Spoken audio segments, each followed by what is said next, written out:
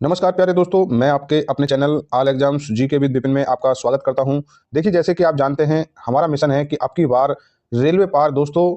जी हाँ, अब की बार रेलवे पार हमें आपके रेलवे की नौकरी को प्राप्त करना है, चाहे वो एनटीपीसी हो या ग्रुप डी। दोस्तों, हमने ठाना है कि इस बार रेलवे की नौकरी पक्की करनी है। तो सभी बच्चे संकल्प लेंगे अपने अपने मन में कि हमें इस बार रेलवे की नौकरी लेनी ही है। ठीक है, तो दोस्तों आज जो हम क्लास करने वाले हैं वो क्लास एक होने वाली है। अब आप कहेंगे कि सर आज क्लास एक कैसी है कि आप दूसरी चला रहे हैं। दोस्तों, आप लगभग 25-30 सेकंड मेरी बात को ध्यान से सुनिएगा। देखिए दोस्तों, हमारा जो यूट्यूब पर जो आपको क्लास कराने का एक यूनिक तरीका है, वो यूनिक तरीका क्या है कि दोस्तों हम जो रेलवे के जीके जीएस के जो सब्जेक्ट वाइज सभी क्वेश्चन को अलग अलग तरीके से करा रहे हैं कि हम एक बाई अब हमने जैसे कि आप हमने मॉडर्न हिस्ट्री और मिडेवल एंशिएंट हिस्ट्री से रेलवे के जितने भी क्वेश्चन एनटीपीसी में पूछे गए थे दोस्तों, सब आपको करा दिए गए हैं। ठीक है, आज जो क्लास होगी वो होगी भारत के भूगोल से विश्व के भूगोल से। ठीक है दोस्तों, ये सीरीज जो है इंडियन ज्योग्राफी और वर्ल्ड ज्योग्राफी से जितना भी क्वेश्चन रेलवे ने आज तक पूछा है, सभी क्वेश्चन को करने वाले हैं इस सीरीज के माध्यम से। ठीक है, और दोस्तों देखिए, आपको मैं बताना चाहूंगा हमारा एक यूनिक तरीका और क्या है काम कराने का। दोस्तों, जो रेलवे ने किसी क्वेश्चन को बार बार रिपीट किया है, हम उस क्वेश्चन को अपनी सीरीज में रिपीट नहीं करते, परंतु रेलवे अपने टॉपिक को बार बार पूछ रहा है, उस टॉपिक से बार बार क्वेश्चन बना रहा है। तो दोस्तों, जैसे कि आप जानते हैं, हमारा एक सिद्धांत है कि वन क्वेश्चन वन टाइम और वन टॉपिक मल्टीपल टाइम। इस तरीके से दोस्तों हम अपने क्वेश्चन को कराते हैं। तो उसकी आज क्लास नंबर 1 होने वाली है। क्लास बहुत शानदार होने वाली है। क्लास को आपको शुरू से एंड तक देखना है। और दोस्तों, जब आप इस सीरीज की 2-4 क्लास लगातार देखते चले जाएंगे तो देखिए कितना आसान आपको लगने वाला है। ठीक है, चलिए अपनी क्लास स्टार्ट करते हैं। अगर क्लास अच्छी लगती है तो लाइक तो बनता है। ठीक है, लाइक करना है और अपने दोस्तों में शेयर करना है। इस प्लेटफॉर्म पर नए आए हैं तो देखिए, अगर आपने फॉर्म भरा है, आपका मन करता है रेलवे में जॉब लेने के लिए, तो दोस्तों इस प्लेटफॉर्म को सब्सक्राइब कर लीजिएगा। ठीक है, चलिए क्लास स्टार्ट करते हैं।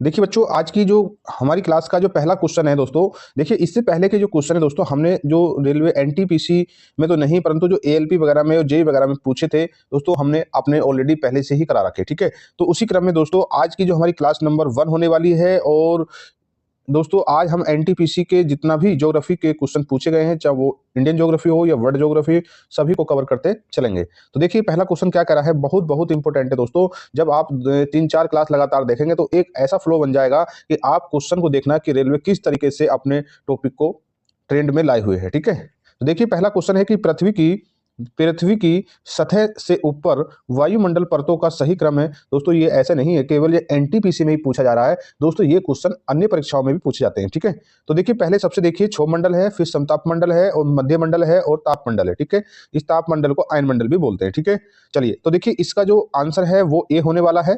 ठीक है, जैसे कि आप देख रहे हैं कि चलिए हम आगे और चर्चा करते चलेंगे। आगे क्वेश्चन मिलने वाले हैं इन्हीं टॉपिक से संबंधित। देखिए टॉपिक रिपीट होगा, क्वेश्चन रिपीट नहीं होने वाला, टॉपिक रिपीट होगा। ठीक है, चलिए अगला क्वेश्चन देखिए।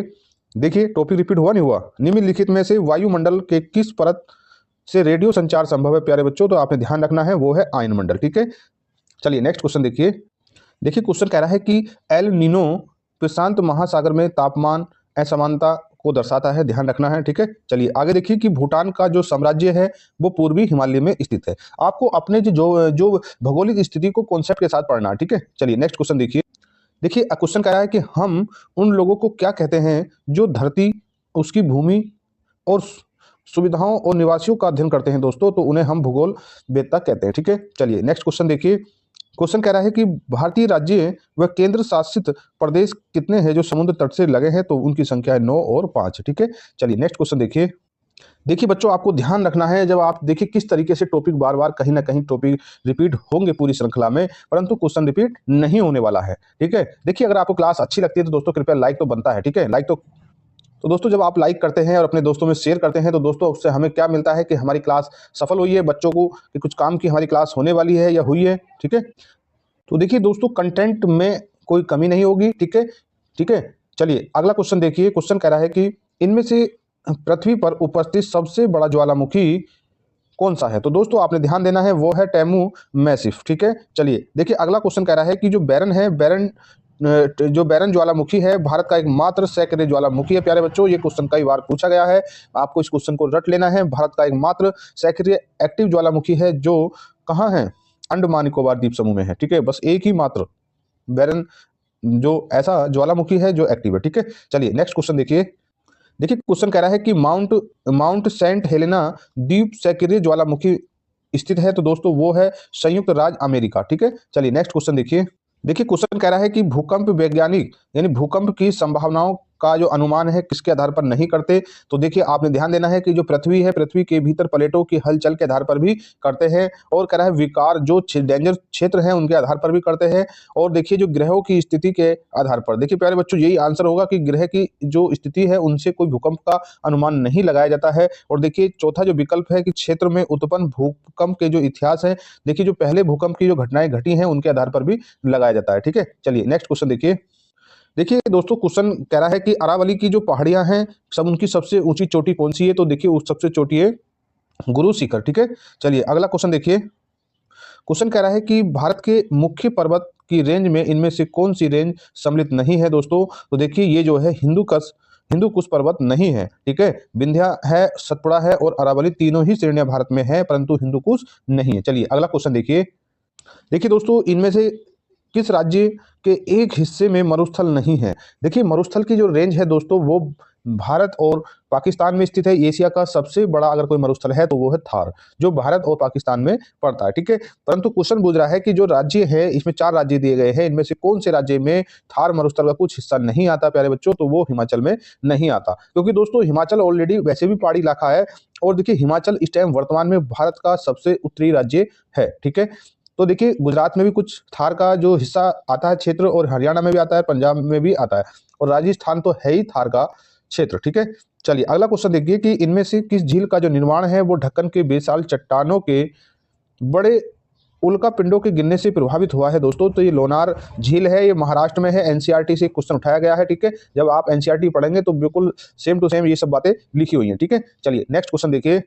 देखिए क्वेश्चन कह रहा है कि प्रतिहिंता नदी पेन गंगा दोस्तों वो जो वर्धा नदी और वैन गंगा नदी के जल के साथ गोदावरी की सबसे बड़ी सहायक नदी है। ठीक है, चलिए अगला क्वेश्चन है कि अलमटी बांध विद्युत परियोजना किस नदी पर है, तो दोस्तों ये जो है कृष्णा नदी पर है। ठीक है, कृष्णा नदी पर है, और कहां पर है, कर्नाटक में, ध्यान रखना आपको। ठीक है, चलिए नेक्स्ट क्वेश्चन देखिए। देखिए क्वेश्चन कह रहा है, बहुत इंपॉर्टेंट क्वेश्चन है दोस्तों, ये रिपीट टॉपिक इतना रिपीट होने वाला है रेलवे की सीरीज में कि रेलवे यहां से क्वेश्चन पूछता है कि भारत में कपास की फसल उगाई जाती है दोस्तों, तो ये जो है काली मिट्टी में उगाई जाती है कपास की, ध्यान देना है। ठीक है, चलिए देखिए कह रहा है कि जो काली मिट्टी है, काली मिट्टी को रेगुर मिट्टी के भी कहा जाता है, काली मिट्टी को रेगुर मिट्टी भी कहा जाता है, इसे आपने ध्यान रखना। ठीक, चलिए नेक्स्ट क्वेश्चन देखिए। देखिए दोस्तों क्वेश्चन है कि निम्नलिखित में कौन सा गैर खाद्य फसल है, यानी कि ऐसा इनमें चारों में से कौन सा है जो खाद्य फसल के रूप में नहीं आता, तो देखिए वो है फाइबर फसलें। फाइबर फसलों खाद्य फसल कहाँ हो सकती है, आपने देखना है कि कॉफी फसल भी होती है, गन्ना फसल भी होती है, और तेल बीज भी होते हैं। ठीक है, तो देखिए आज की जो क्लास का दोस्तों लास्ट क्वेश्चन होने वाला है। क्वेश्चन क्या कह रहा है कि भारत का राष्ट्रीय रेल संग्रहालय स्थित है कहाँ है, तो देखिए नई दिल्ली में है। दोस्तों देखिए आज की क्लास का ये लास्ट क्वेश्चन था। क्लास आपको कैसी लगी है, अगर क्लास आपको अच्छी लगती है तो कृपया लाइक और शेयर करना है। ठीक है, चलिए मिलते हैं आपसे अपनी अगली क्लास में, तब तक जय हिंद जय भारत।